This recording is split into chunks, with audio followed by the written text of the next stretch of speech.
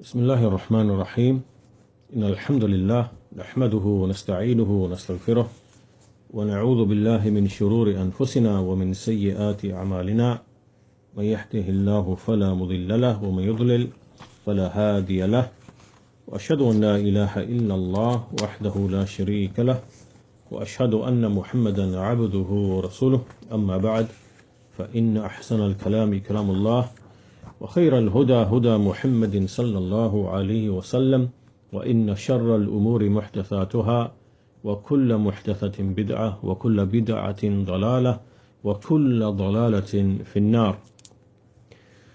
So this is lesson number 7 in our series on the book of Shaykh al-Islam Ibn Taymiyyah rahimahullah, Al-Uboodiyyah, and with the commentary, with the explanation of Shaykh Salih al-Fawzan Hafidhahullah.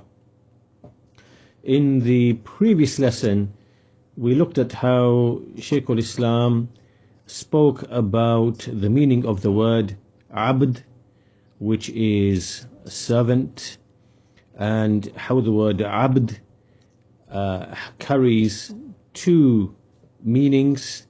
The first meaning, which is universal to everybody, it includes the believer, the disbeliever, it includes the sinful person, the pious person. And so this is as it relates to Allah's creation, the laws in Allah's creation. Everybody is subject to the same laws. So, things like food and drink and illness and health and life and death and all of its processes and mechanisms and the laws that govern Allah's creation, everybody is subject to them, and everybody is equally subject to them. And so no one can escape from being subject to these laws.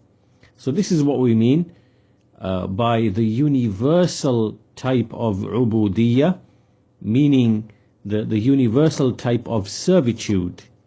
You cannot escape this. There's no way you can escape this. You can't, try to jump off a mountain and try to fly, because that's Allah's law in His creation. You will fall and you will perish, whether you are a believer or whether you are a disbeliever. There's no difference. And so every creature within Allah's creation has certain laws that govern it. Allah gave it its particular creation, and then He gave it its particular qualities and characteristics, features and abilities. So everyone comes under this servitude. Angels, jinn, men, creatures, trees, elements, the water, everything. Everything comes as a slave, as a servant to Allah Azza wa Jal. The sun is subjugated by Allah. The moon is subjugated by Allah. The stars are subjugated by Allah. So everything is in servitude to Allah, and there is no difference between the believer and the disbeliever, the hypocrite or the genuine believer. Everyone is equivalent. So in this respect, all we are doing is we are witnessing Allah's creation and acknowledging the various laws and rules that govern that creation, and we acknowledge that it is Allah Azza wa Jal who placed all of these things. So this is one meaning of the word abd, but this is not the type of servitude that the messengers and the prophets and the revealed books call to. The servitude that is requested is to worship Allah with humble compliance coupled with love, that we love Allah and we worship Him with humility, and that we enter into His servitude willingly, that which is done willingly by obeying Him and obeying His messengers and worshipping Him and following His law. So Ibn Taymiyyah rahimahullah, we continue, he develops this this understanding between the abd, which is of the first type, which is really the linguistic meaning, and the abd, which is of the second type, that we must be very clear, that we clearly understand the difference between these two different understandings of what it means by servitude. And if we do not, then we will fall into severe mistakes, as people fell into in history, and which we shall explore inshallah ta'ala in today's lesson. So he continues and he says, وَبِالْفَرْقِ بَيْنَ هَذَيْنَ النَّوْعَيْنِ, knowing the difference between these two types, meaning the difference between abd, which is universal in its meaning, and abd, a slave or a servant, which is very specific in its meaning in the religious sense. If we understand the difference between these two meanings of abd, then we will have understood the difference between the religious reality, al-haqa'iq or al-haqiqa ad-diniyya, the religious reality, right? And what is this?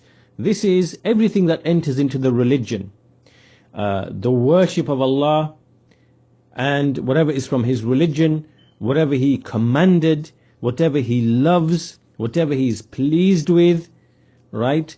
Those things by which we should ally with other believers, right? And so on and so forth, right? Those things by which Allah rewards a person with paradise. All of this is the religious reality, right? This is al-haqiqa ad-diniyya, which the messengers call to, right? So we should know the distinction between this one, the religious reality, and the worldly or the creational reality, right? The creational reality, al-haqiqa al-kawniyya, that which relates to the creation. And this is the one where everybody is equal, the believer, the disbeliever, the pagan, the polytheist, the hypocrite, the righteous person, the sinful person, the man, the woman, the animal, the tree, everybody is a slave to Allah, in terms of the creational reality. So in other words, if we first understand clearly the difference between an abd, which is a slave to Allah in the creational sense, and an abd, which is a slave to Allah in the religious sense, this will then also allow us to understand the difference between the religious reality and the creational reality, right? So in other words, where we are leading onto from this discussion is, as will become clear inshallah, is if you ask someone, what is it that the prophets and messengers call to, he could give you one of two answers. He could say to you that the prophets and messengers came to call to the creational reality. In other words, the prophets and messengers came to inform us that we are all slaves to Allah, with the meaning that we are governed by His laws in creation, that He is the one who put these laws, that that He's the one who creates us, He's the one who put in the systems of the way that we acquire our sustenance.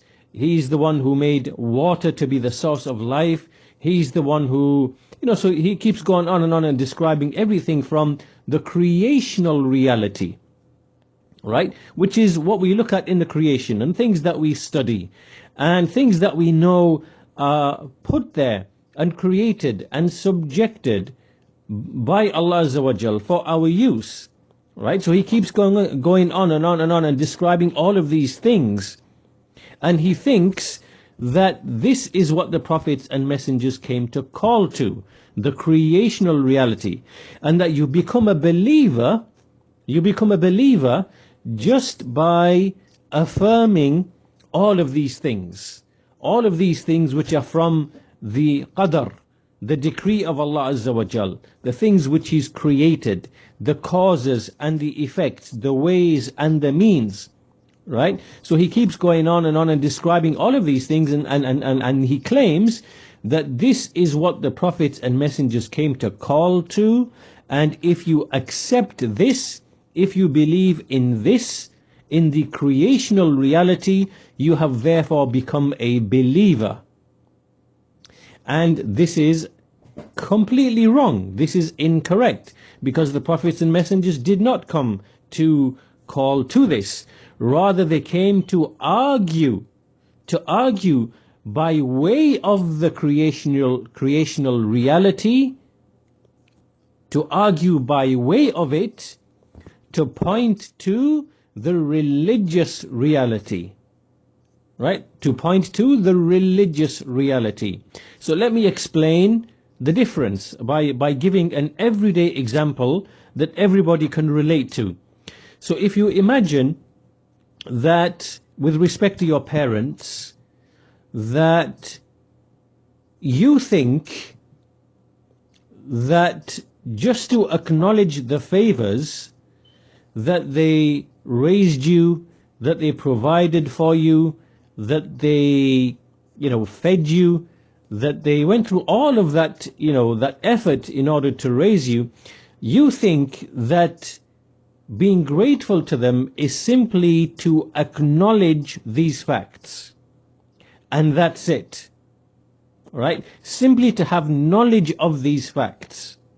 Right? So long as you have knowledge that my parents raised me, brought me up, had patience with me, fed me, stayed awake all night to console me, or whatever it might be, that as long as you merely acknowledge these facts and hold them as knowledge in your heart and mind, that this is all that is required from you. And that it is not needed for you to act upon what this knowledge necessitates from you, what this knowledge demands from you, what this knowledge points to, right? This knowledge points to that you must be grateful to them, physically, actually, in your deeds, in your speech, in your behavior, in your interactions with them, because that knowledge is something that demands this. It is not just mere knowledge by itself. So the one who says that I am being grateful to my parents merely by acknowledging that they fed me, raised me, clothed me, sheltered me, and so on and so forth, then everybody would laugh at this person. A person would reject this claim. A person would say this is a false claim, right? Because, the mere knowledge in itself isn't what is requested from you. Rather, the knowledge is something that makes something else necessary. So in the same way, those people who say that the prophets and messengers called to the creational reality, and as long as you affirm that, and as long as you believe that, then you are a believer. This is completely false. And this is actually an invalidation of Islam itself, because the prophets and messengers, they didn't come to call to something that everybody is already in agreement with, because all of the people of the earth, they are in agreement that there is a creator, provider, sustainer, and so on and so forth, right? There's no dispute about this issue. So once we understand this very, very clearly, then Shaykh al-Islam Ibn Taymiyyah, he points to how mankind is divided into three groups. There are three broad categories of people in the context of this discussion that we are having. And so he describes them. He says that so he says that there is the creational reality in which the believer and the disbeliever, the sinful and the righteous, all of them are basically equal. They are all equal in this. And So he goes on to explain, and then Sheikh Al-Fawzan, he simplifies this passage, and he basically says to us that basically the people are of three categories in relation to this issue of the abd and of the creational reality and the religious reality. Then the people are divided into three groups. So he says, الناس مع التوحيد ثلاثة أنواع. The people in relation to Tawheed are of three categories. النوع الأول, the first type, من أقر بالربوبية ولم يعبد الله فإنه كافر من أتباع إبليس. The one who affirms Allah's lordship but who does not worship him. Right? So he now affirms the creational reality. He knows there is a Lord. He knows there is a creator who's put all of these things in place, but he does not worship him. He refuses to worship him. This person is a disbeliever, and he is from the followers of Iblis, because Allah commanded him and he did not follow the command. Right? So this is now a disbeliever on the basis of arrogance and pride and refusal, rejection, inad, stubborn denial, and so on and so forth. So amongst mankind are people who are basically like this. The second group are those who they acknowledge Allah's rububiyyah. They know that He is the creator, provider, sustainer. They worship Him. So they do give Him worship and they do give Him obedience, but they also worship other things alongside Allah Azza wa Jal. So here now they are committing shirk. So these are the polytheists, these are the pagans, these are the mushrikun, those who worship other things alongside Allah. So irrespective of what that might be, they might worship a tree, they might worship an idol, they might worship the jinn, they might worship angels, they might worship, the prophets, like some of them do, like the Christians worship Jesus, Isa alayhi salam. They might worship, whatever they might worship. So they now are associating partners with Allah Azza wa Jal. They give Him some worship, but they also give other things worship alongside Him. So these people, they are mushrikun, polytheists, pagans. And the third group are those who worship Allah alone, without any partners, but they may fall short in obeying Him. So they might fall into some sins, they might neglect some obligations, they might fall into that which is haram, right? Then these people are believers, they are worshippers of Allah, they are ibadullah, they are the servants of Allah with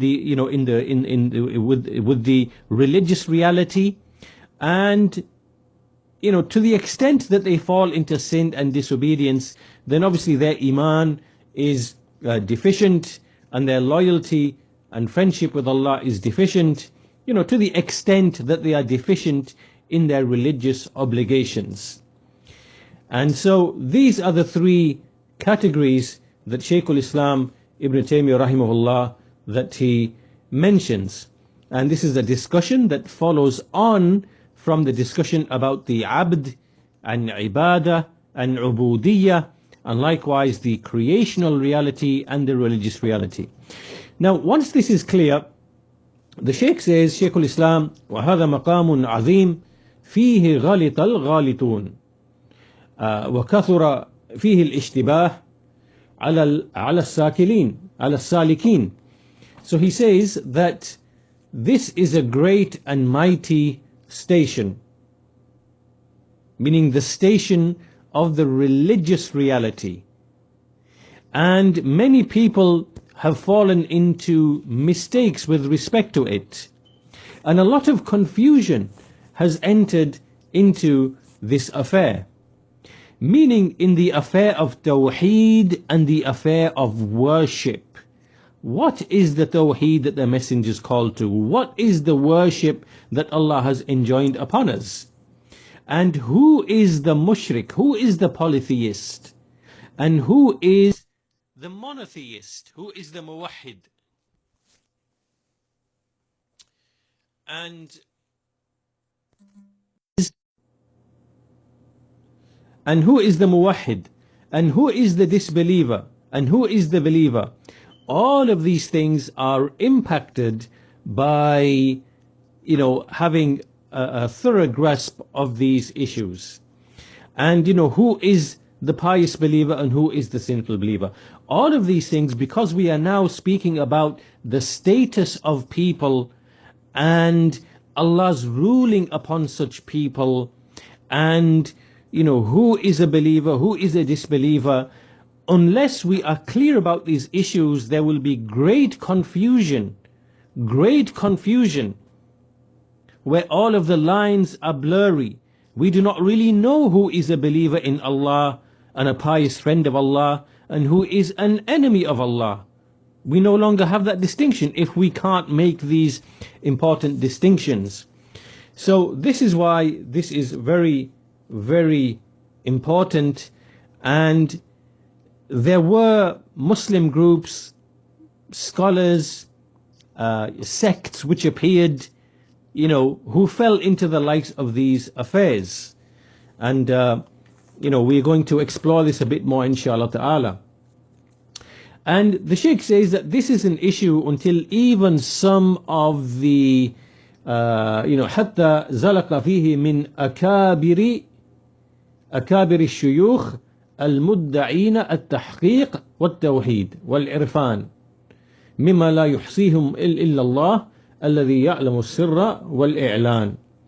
He says this matter is such that even many of the major people who are taken as great sheikhs, those people who claimed to arrive at tawheed and what is correct, and who claim to have knowledge, such a large number of these types of people even went astray, whose number only Allah knows, meaning that a great number of them went astray in this field.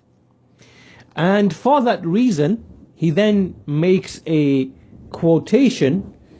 He cites from a great scholar of the past, and this scholar is Sheikh Abdul Qadir al-Jilani rahimahullah. He quotes a statement from this Sheikh, and Sheikh Abdul Qadir al-Jilani rahimahullah, he is from the scholars of the Hanbalis, and he came many centuries after Imam Ahmad rahimahullah. Imam Ahmad died in the year 241 Hijrah, and Sheikh Abdul Qadir al-Jilani came 2-3 centuries after that. And he was a great Hanbali scholar. He was also a pious worshipper. He was renowned for his piety and his wisdom, and he wrote a book in the Hanbali madhab called Al-Ghunya. Al-Ghunya, this is a very famous and well-known book. However, after him came Sufis, many Sufi groups, and they ascribed themselves to him. But they themselves were Sufis and grave worshippers. They were misguided, and they ascribed to him many things that he was free of. They fabricated many things against him, which he was free of. And, they began to raise his status, and they began to claim that he is someone that he is able to benefit people, and, he is from the pious friends of Allah, and if you go through him and, even invoke him and things like that, then he can bring you benefit in your worldly affairs. Right? So they exaggerated in him. And he is free and innocent from them. He has nothing to do with them, because he himself was upon the correct way, upon the sound methodology. And, because he was a righteous man, these people came and they exaggerated in him because of his righteousness. And then they obviously went astray, and they led many other people astray. So now this scholar, he made a very important statement, and he said, in what is related from him, he said, Shaykh al-Islam says, فيما ذكر عنه فبين أن كثيرا من الرجال إذا وصلوا إلى القضاء والقدر أمسكوا. So he says that there are certain types of people. There are many men, many people of the earth, many people from among the Muslims. What they do is when they reach al-qada wal-qadar, they halt at that point. When they reach al-qada wal-qadar, they halt at that point. What does this mean? What does this mean?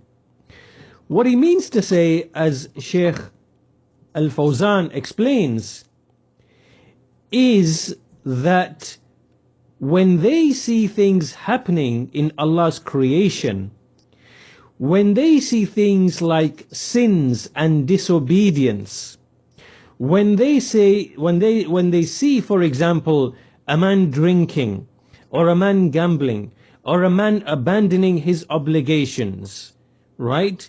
And all the various other types of sins, and even what the people of disbelief do, what they do is they halt at this point, meaning that they believe that Allah Azza wa Jal, from His decree, from His qadar, He has basically decreed these acts of disobedience upon these people. And therefore, because it is from Allah's decree, we must accept it. We must accept it. Right? So, in other words, what they are doing is, the only thing they see is Allah's decree, that Allah decrees things happen by way of Allah's decree. And so what they see people committing sin, they see people committing shirk, and they think that because Allah has decreed this to happen, that to accept it is part and parcel, to be happy with it, to accept it and to be happy with it, and not to challenge it, is part and parcel of believing in Allah's decree. In other words, Allah must be pleased with this if He's decreed it. If Allah's decreed it, if Allah's decreed sin upon somebody, He must be pleased with that. And so, now this is a tremendous, tremendous mistake, because it is not permissible for us to think like this and for us to stop at this point. And this is because Allah Azza wa Jal has given everybody a free choice. He has given everybody a free will. He's given everybody the ability, the capabilities to act and to choose. Everybody has the ability to choose to pray, to choose to fast, to choose to be obedient. Everybody has the ability to either be nice to his children or to be horrible to his children. Everybody has the ability to choose to be nice to his neighbor or to be horrible to his neighbor. Everyone has choice. It's not as if you have been forced to do what you do. Everyone has choice. So you have the choice to pray and to fast and to give charity and to strive in the path of Allah Azza wa Jal.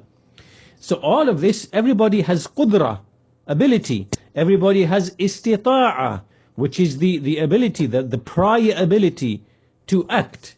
Right? Everybody has al-ikhtiyar, which is choice. Everybody has the ability to choose. You have limbs. You have a heart by which you think and feel and reflect. Right? Everybody has all of these things.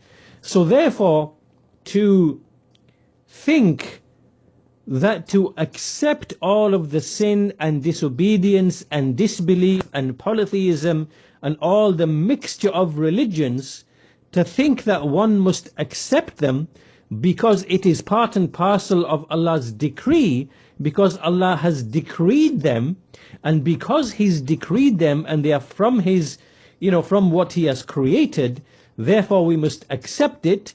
this is a tremendous and huge mistake.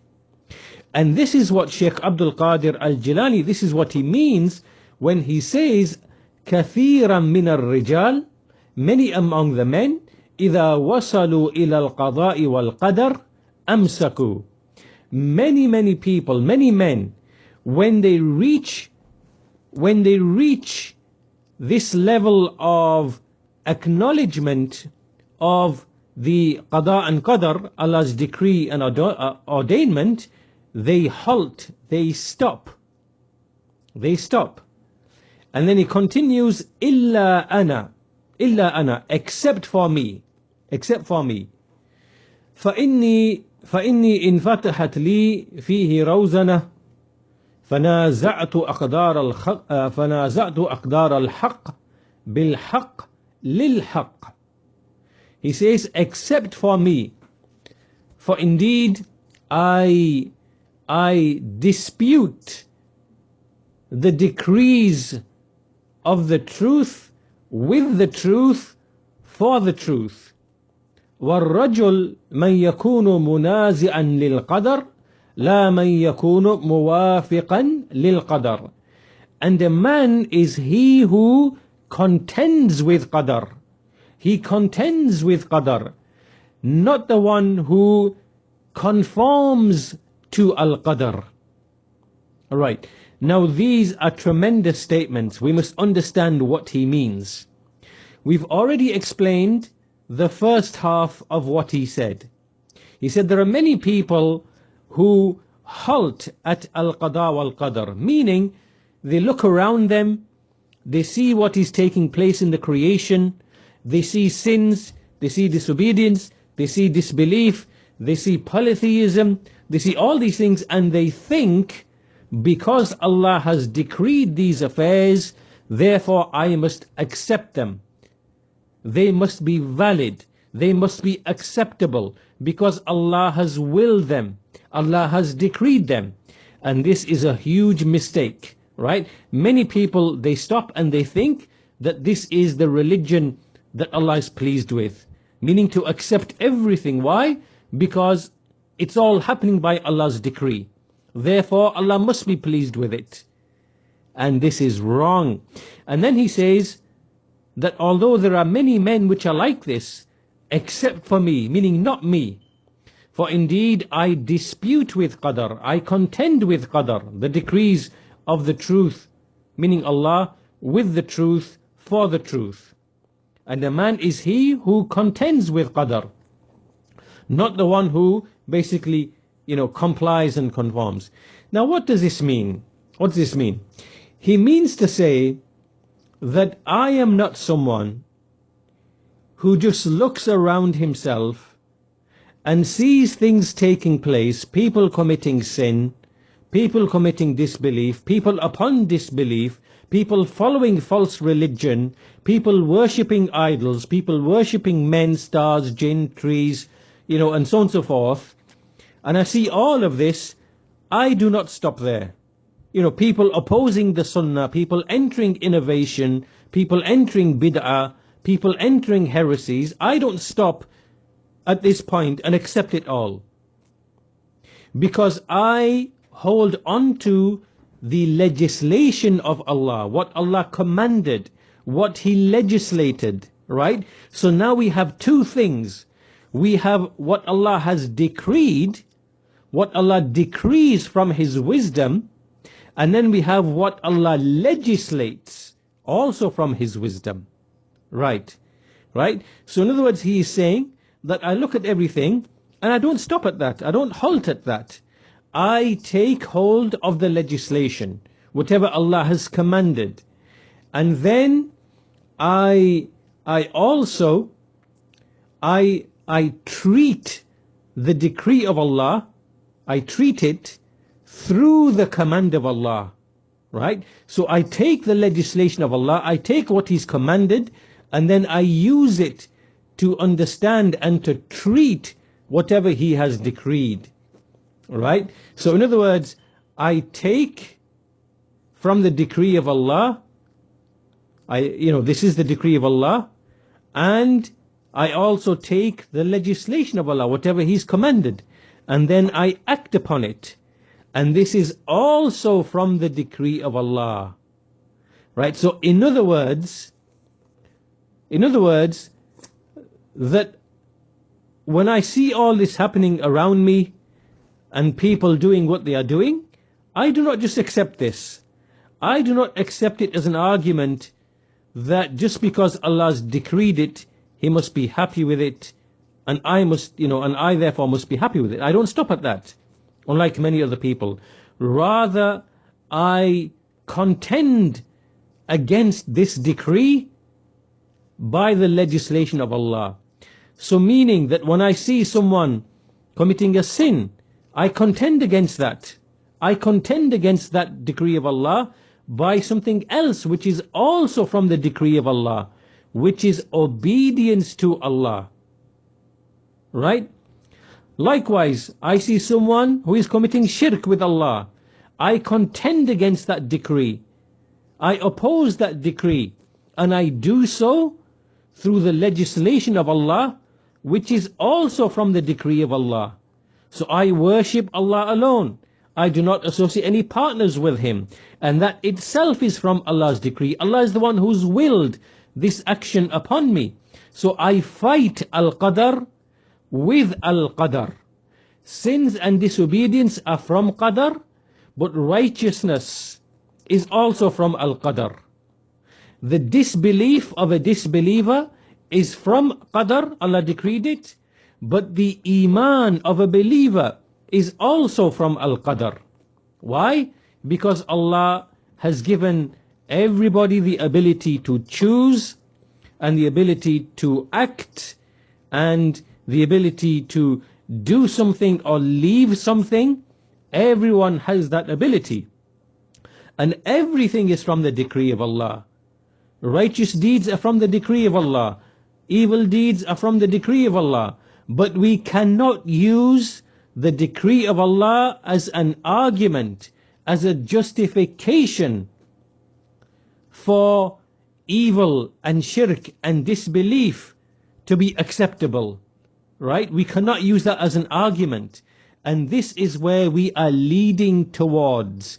Can you use the argument of Allah's decree for the justification of your own evil actions? Right? This is where we are going with this discussion. Can you use the decree of Allah as an argument to justify your own evil actions or the evil actions of other people? Can you use it to justify false religion? Can you use it to justify the religion of those who worship others besides Allah upon the argument that it is something that Allah has decreed? If He was unhappy with it, why would He decree it upon them? Is this a sound argument? Is this a valid argument? Right? So this is where we are going towards, because many people, they fell into a tremendous mistake because they wrongly thought that whatever Allah decrees, then it must be acceptable to Him. So if a thief steals, it is acceptable to Allah because He decreed it. If a person worships an idol, it is acceptable to Allah because Allah decreed it. If a person murders somebody else, it is acceptable to Allah because He decreed it. If a person worships the cross, or worships an idol, or worships Isa alayhi salam, or worships his mother, Maryam alayhi salam, he worships them, then Allah must be pleased with it because He decrees it. Is this argument correct? Because this is where we are leading to if we do not distinguish between the creational reality and the religious reality. And we do not distinguish between what it means to be an abd of Allah in the universal sense, in the creational sense, and an abd of Allah in the religious sense, in terms of the religious reality. Right? We start entering into this confusion by way of the issue of Allah's decree, Allah's al-qada wal-qadar. So, Shaykh Abdul Qadir al-Jilani, rahimahullah, this is what he says: I contend against al-Qadr with al-Qadr. Because everything is from the decree of Allah Azza wa Jal. And to give an example to illustrate to you why this argument is false, and we will continue developing this in the next lesson, inshallah. But just to give you an entrance into this subject, if you imagine that you come to imagine you're traveling on a journey, and on this journey you reach a point where the road splits into two. You can either choose to go on the left hand side, and if you go on the left hand side on this path, it will take you through a dangerous town which is full of villains and murderers and thieves, and it is a very dangerous, town for you to travel through, and you are likely to be mugged, you are likely to be killed, you are likely to be robbed, you are likely to have your, there's a threat to life and limb and property. And then on the other hand, you have a different route. On the right hand, there's a different route, and it takes you through a nice, safe, scenic view. Now, at that point, nobody stops and thinks and says to himself that because Allah has decreed for me to go through the left-hand path, through the dangerous town, through the town in which I may be killed or mugged or robbed or whatever, because Allah has decreed that for me, then I must go through that way. Nobody thinks like that. This is madness, right? Everybody knows from his own day-to-day experience that he actively makes choices, and he actively tries to seek that which is beneficial for him, and he keeps away from that which is harmful to him. Everybody knows that from his personal experience. Nobody puts his hand over the cooker when he puts when he turns on the cooker. No one puts his hand over the gas cooker and says, because Allah decreed for me to have my hand burned, then I will put my hand over the cooker. Right? This is the thinking of a fool. Nobody thinks like this. Everybody knows that he actively seeks to keep away from harm. Right. Now, if that's the case, then in the same way, when it comes to the hereafter, in the hereafter, it is no different. Right? If you want safety in the hereafter, and you want to keep away from harm in the hereafter, it is a matter of choice. It is a matter of choice. So therefore, when you choose to commit sin, when you choose to be disobedient to Allah, when you commit disbelief, you are upon disbelief, or you commit polytheism and shirk, then you have already been told by way of the books and the messengers that this will bring you harm in the hereafter. You cannot use as an excuse that it is the decree of Allah Azza wa Jal. Just like you do not use the excuse, just like you do not, for example, put your hand into a fire and say, this was the decree of Allah Azza wa Jal. You do not do that, right, in the worldly sense. And it is exactly the same in the religious sense. Why? Because it has become known to you that putting your hand in the fire is a means of harm in this life. And likewise, it has been established and proven upon you and upon all nations that not worshipping Allah alone and worshipping others alongside Allah will enter you in the hellfire in the hereafter. That knowledge has been made known to you. So therefore, if you choose to disobey Allah and you choose that path, then you cannot use Allah's decree as an argument. And you are in the same position as the one who puts his hand in the fire and he says, this was Allah's decree.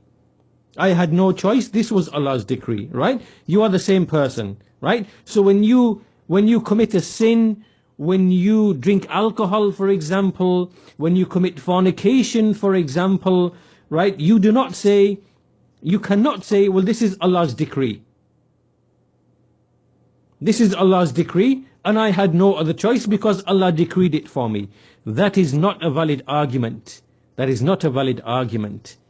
Right? Because then you are in the same, what you are doing is the same as if you were to put your hand in a fire and say that was Allah's decree. But you don't do that, because you know that putting your hand in the fire is harmful to you in this life.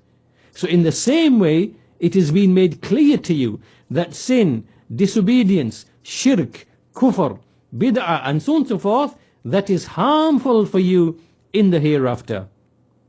The two things are equivalent, right? So you cannot make that argument by way of al-qadr, by way of the decree of Allah Azza wa Jal. So likewise, you can't make that argument. So this is one example that can be given.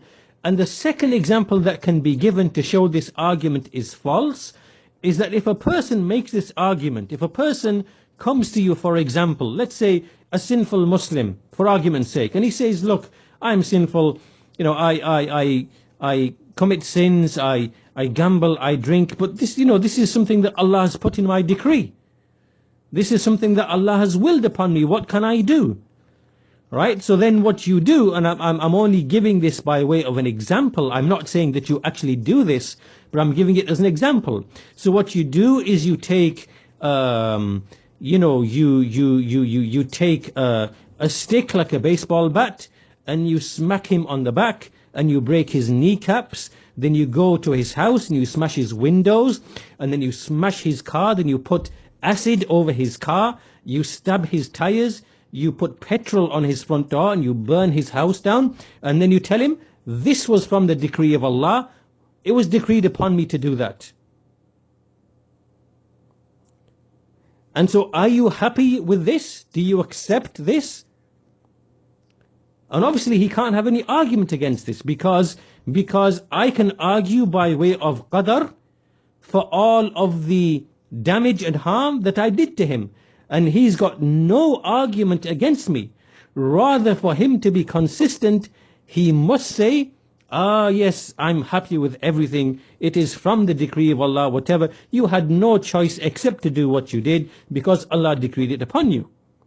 Now, obviously, he's not going to say that, right? Rather, he wants compensation. He's going to take you to court. He wants retribution. He wants you to pay for his car. He wants you to pay for his house.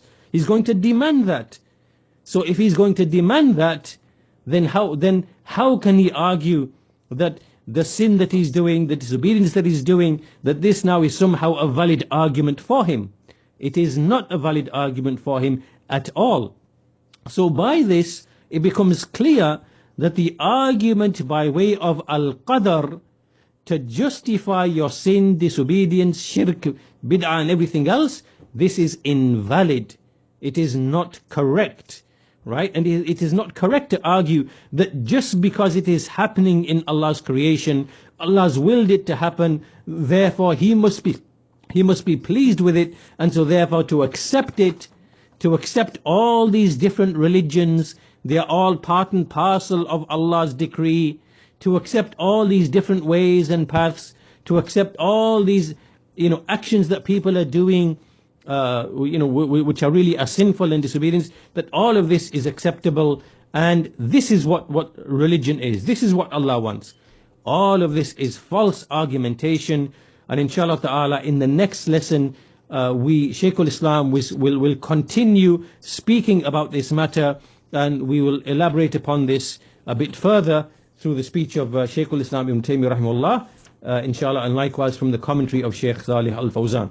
So to conclude today's lesson, we basically moved into this topic of al-qadar through the previous discussion of the meaning of the word abd, and what it means, the two different meanings, and likewise the creational reality and the religious reality, And if we do not distinguish between these two, then we will start falling into the type of mistake that we have been discussing today regarding al-qadar, and using al-qadar as an argument to justify all sorts of misguidance and sin, right? This is where we will be led to. And this is what happened to many, many people in the past. So in the next lesson, inshallah ta'ala, we are going to look at how there is a refutation of this in the Quran, and how the argument by way of al-qadr is rejected by Allah Azza wa Jal. There were some people who already used it as occurs in the Quran, and so we will look at that inshallah ta'ala and continue this this discussion, the flow of this discussion in the next lesson inshallah ta'ala. So that brings us to an end to today's lesson. Walhamdulillahi Rabbil Alameen, wa sallallahu ala nabiyyina Muhammad wa ala alihi wa sahbihi ajma'een.